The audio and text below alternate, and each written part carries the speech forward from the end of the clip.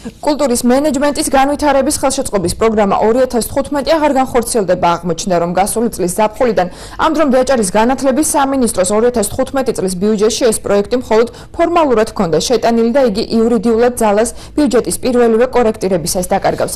მინისტრის მოადგილე ლადომ გალობლიშვილი განმარტავს, რომ მსგავსი პროექტი გასული წლის ზაფხულშივე საქართველოს განათლების სამინისტრომაც შეიმუშავა შესაბამისად ავტონომიური რესპუბლიკის ბიუჯეტიდან იდენტური მიზნით თანხის გამოყოფა საჭირო აღარ იყო. კულტურის მენეჯმენტის განვითარების ხელშეწყობის პროექტი 2015 წელს ორი ახალგაზრდის დიდ ბრიტანეთში ერთი წლით სწავლისა და ცხოვრების დაფინანსებას ითვალისწინებდა. კონკურსის პირველი ეტაპის შემდეგად 15 ახალგაზრდად შეირჩა, თუმცა რატომ მიიღეს განაცხადები, თუ კი პროექტის შედგენიდან ორ თვეში იცოდნენ, რომ იგი ვერ განხორციელდებოდა, გალობლიშვილს პასუხი არ აქვს. პროექტის ბიუჯეტი 350.000 ლარია. კულტურის სამინისტროცა ეს პროგრამა გააკეთა, ალბათ მქონდა მხედველობაში რომ საჭიროება, ხო, საჭიროებიდან გამომდინარე და მე ვფიქრობ, რომ საჭიროება არის, რა გაუქმებას არ ვიცი, რატო გაუქმეს. ალბათ იმან ვინც წამოიწყო, ის არ გაუქმებდა.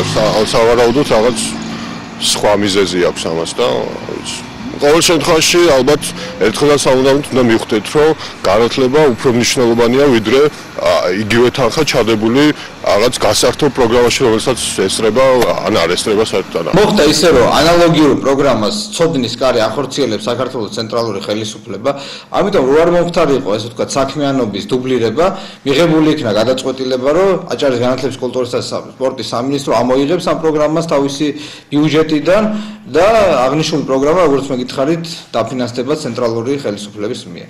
15 ადამიანი მოვიდა, ზოგადად გადალახა ეს პირველი ტური, მას რამე თანხები არ გადაუხდია. საერთოდ რატო გაიყვანეთ გასაუბრებაზე ეს ადამიანები, რომ იცოდით, რომ არ შედგებოდა ეს პროგრამა, არ განხორციელდებოდა? ნუ ეს იყო, ასე ვთქვათ, მცირედი გაუგებრობა, რომელიც სამწუხაროდ მოხდა და ჩვენ ამის შესახებ თითოეულ კონკურსანტს ვაცნობეთ და ბოდიში მოვუხადეთ.